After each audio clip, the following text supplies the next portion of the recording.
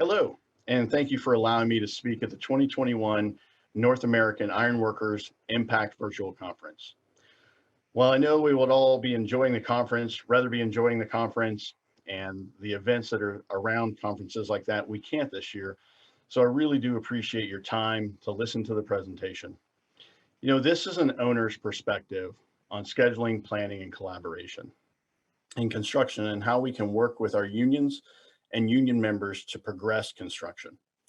The success of construction benefits the United States' continued development and impacts our families and our communities we live in. The perspective of this presentation is really from recent observations in the last few years, engaging contractors, unions, subcontractors, and owners like myself.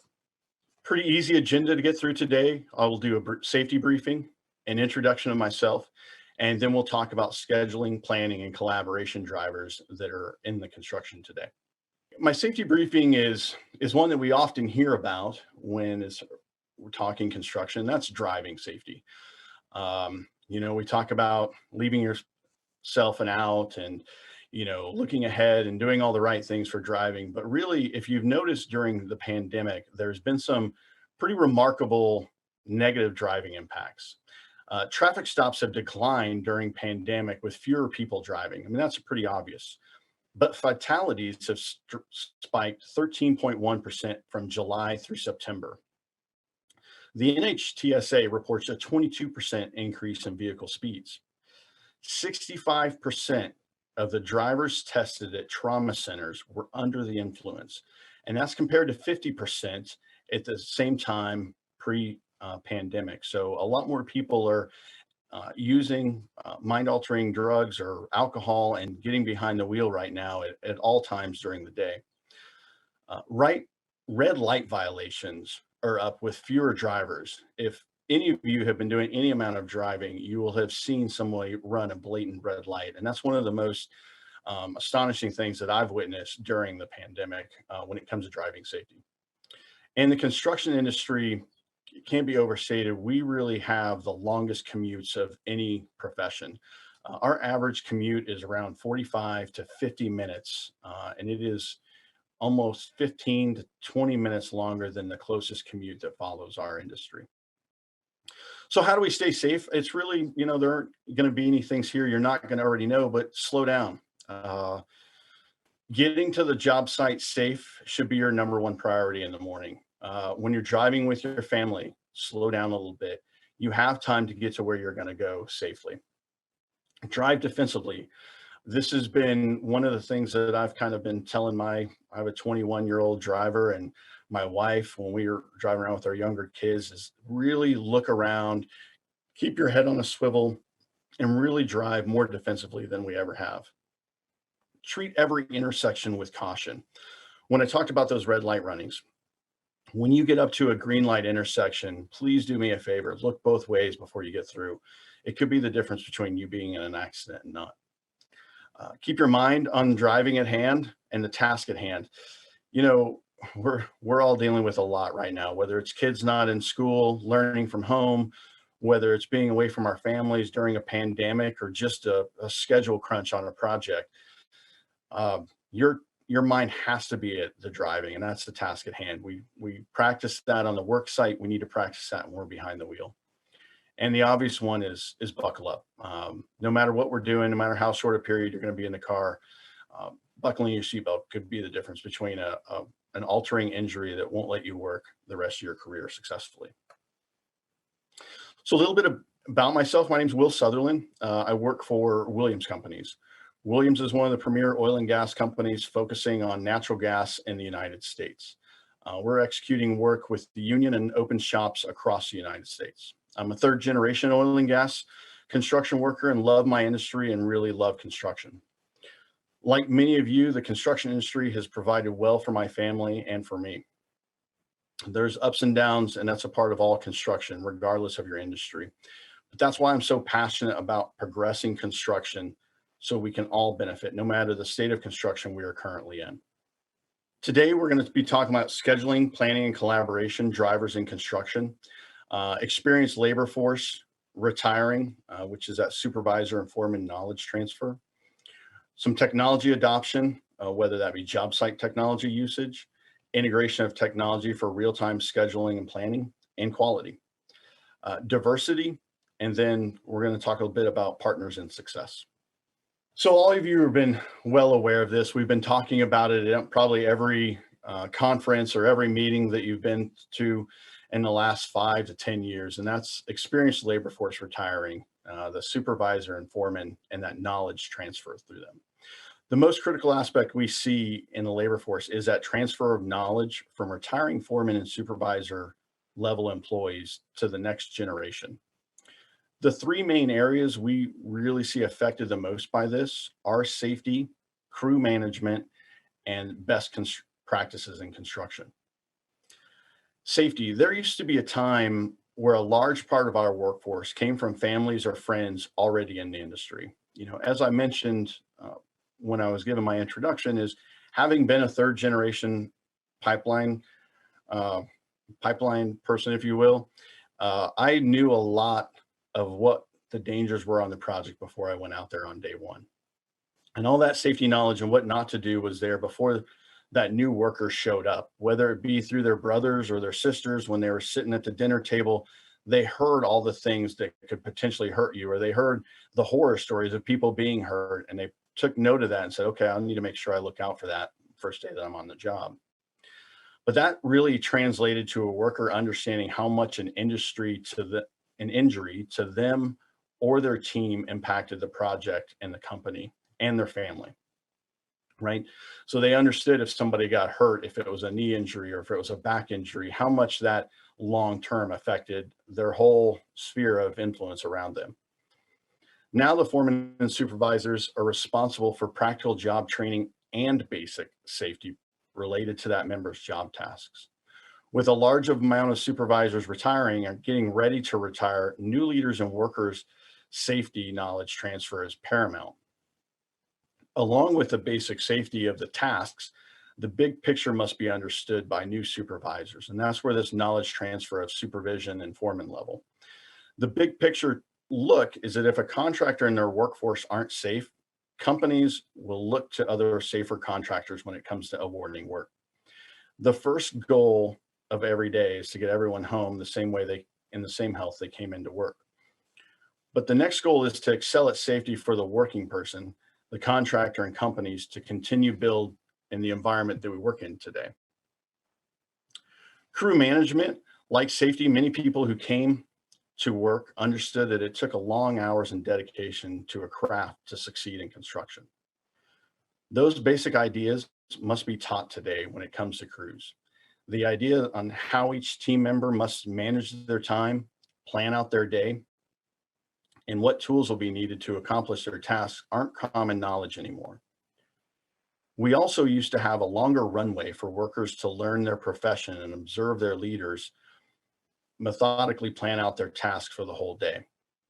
It used to be you were with a foreman for a few years, and before you were a supervisor, you may have 10 or 15 years in, and you saw all that planning and the steps needed to get you to have a successful day on a job. But today, crew management has been upfront and vocal about their expectations and plans needed to accomplish today's tasks. You really have to tell your crew exactly where you're going to be throughout the day and what's going to be required for them to accomplish those tasks during the whole day. Like I said, the work isn't planned at the work face as well as it could be, which leads to those inefficiencies. The good news here, though, is crew leaders of today are really taking advantage of sophisticated scheduling, planning tools for their crews. It's that work face leader that's allow the contractor to stay on schedule. They're becoming more tech savvy and leveraging that technology tools available to them to help their crews plan for the all day work and to maximize production on a job site. The more these crew leaders break the tasks down to bite-sized pieces, the more the new workers can achieve smaller goals and continue with the next achievable task. Those smaller tasks leading up to a day of production, and days of production leads up to a schedule that's on time. You're essentially having to break your project down into much smaller, manageable pieces. Some of this also leads into construction best practices, whether it's safety, crew management, It really comes down to transferring knowledge about the best construction practices. The incredible amount of work the group of retiring employees has accomplished is nothing short of amazing. The tips and tricks to construct faster and safer must focus on this great generation to transfer on before the next generation takes up the torch. The next generation has already begun to mold the best practices with the continued development of technology in the workspace. With the foundation of the past and the addition of technology to the future, it'll be the frontline supervisor who can combine both to succeed for the contractor, subcontractor, unions, workers, and companies. The quicker we facilitate both the transfer and the adoption of technology, the sooner we will see the new best practices in construction arise. This adoption of technology is critical for progress in the construction field. Research through the Construction Industry Institute and the Association of Union Constructors shows production has stagnated or slid backwards from the past statistics. So we can make excuses for the flat line of production, but we need to develop these new construction practices to better our profession as leaders. So when you think about how long we've been constructing, the idea that we're not improving on our production moving forward is pretty remarkable. Now that a lot of that has to do with maybe some additional paperwork, additional safety steps that we need to maintain, but we should be able to work that into better construction techniques and better construction practices so we can make those we can progress those schedules and we can progress production. So that leads me to technology adoption. There's a few things under technology adoption. At one time, construction was the largest lagging industry to adopt technology. So we're going to talk about job site technology uses, the integration of technology for real-time scheduling and planning, and quality. The Construction Industry Institute, CII, refer to them a few times because they really have the pulse on how construction progresses as a whole for the United States. They define construction technology as a collection of innovative tools, machinery, modifications, software, etc., used during the project's construction phase that enables advancement in field construction methods, including semi-automated, and automated construction equipment. Technology can aid in safety, scheduling, and quality. And as I've outlined, safety is the main driver for everyone watching this, including owners. If we can use technology to bridge the safety gaps left by experience gaps, why would we not want to progress that opportunity? Job site technology usage. One significant usage of technology is training members on equipment in a classroom environment, either by augmented or virtual reality. There'll still be a need for experienced leadership though.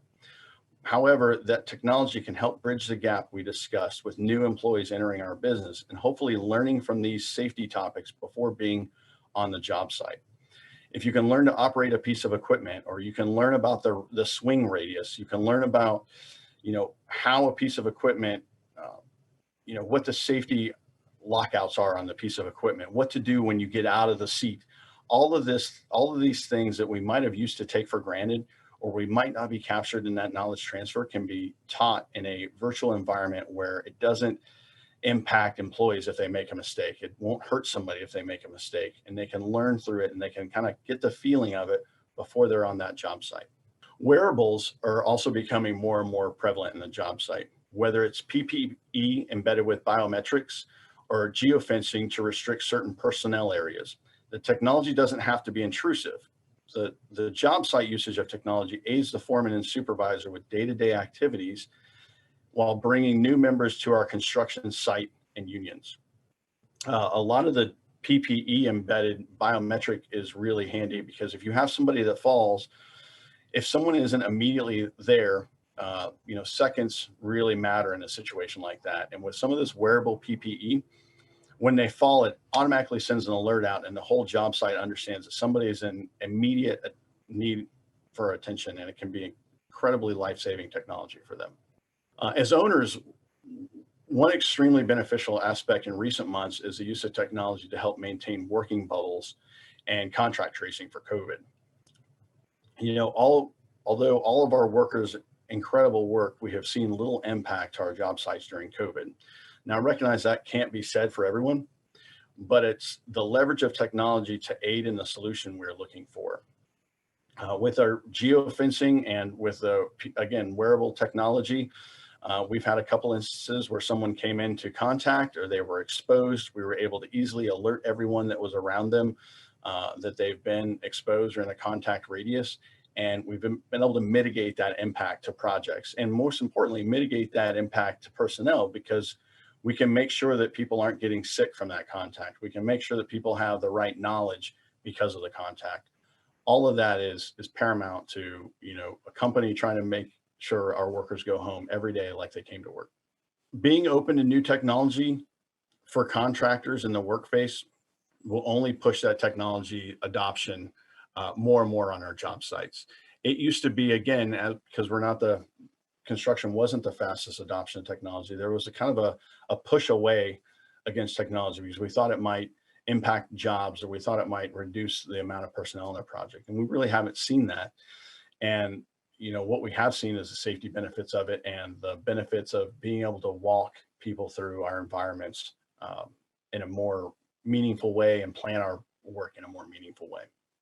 So the integration of technology for real-time scheduling, I wouldn't be a good owner representative here if I didn't give the nod to technology in helping planning and scheduling. With labor shortages and people retiring from the crafts, technology can help this area just like it has in safety. And technology is also a key to a diverse work group as well. Between scanning tools, scanning installations daily, iPads being used to mark off drawings, and VR paired with BIM, all of these technologies allow for accurate scheduling for the project or the crew. The material can be placed in areas for ease of use, on demand based on information being fed to the supply chain, and weekly schedules can become more accurate. The owner and contractor have more active conversations about delays or impacts, and a contractor rep can walk an offsite PM through an augmented view of the site. And what this does is these efficiencies really offset the negative impacts of what we have discussed when it comes to retiring workforce and a knowledge transfer. It's a willingness, though, for members and contractors to leverage that technology type that will progress us. The idea that we're able to have that material given to us when we need it, one of the best technology adoptions I've seen is in the space of hangars for vertical construction. A person has a augmented reality goggle on that is mounted to a hard hat. It's all with a safety glass, ANSI rated safety shield. And they look up and they know exactly what color and what hanger to put in that building. That has been an incredible time saver for that contractor. And it makes the going back and forth, having to look for the right hanger, making sure you have the right hangers in your area to put them in, makes all of that so much easier for the construction workers. Quality, the technology can be used in quality as well. Scanning material before it's installed gives the owner that knowledge of their design specs being followed. A lot of material nowadays has QR codes. You can scan those QR codes, and that gives the owner knowledge that, okay, that right piece of steel is where it needs to be.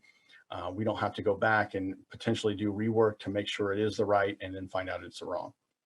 It also helps contractors catch those mistakes before it becomes costly rework. Again, this isn't all about the owners. If the contractors succeed and less rework it, they become more profitable, which means they can work more jobs. And again, we can employ more union craft labor. We've seen some robots used for pictures on job sites. The use of this technology isn't for a position normally really held. It wouldn't make sense for a skilled craftsman to walk around the job site in circles essentially all day long taking pictures. What those pictures do is it goes off to that offsite management team, though, and they're able to look at the progress of the day. It also gives them a historical view of what's been installed in a wall, for instance. So if there's a design change down the road, you can pull up those pictures and know exactly what that design change is going to consist of and how much rework is going to cost. That robot follows a path, takes thousands of pictures all day long to document the project design and the build. Again, that embracing of technology for all of us in construction to increase production and profitability is very important. And I don't want anyone to think that profitability is the ultimate driver, but it does help everyone continue to build and continue to succeed in the United States. I'm not advocating for the use of fewer workers through technology. I'm saying we have an opportunity to maximize how we work with technology so we can keep wages up and keep constructing projects continuing to build. Again, when we talk about the flat line and productivity, using technology to make that productivity goes up only helps all of us.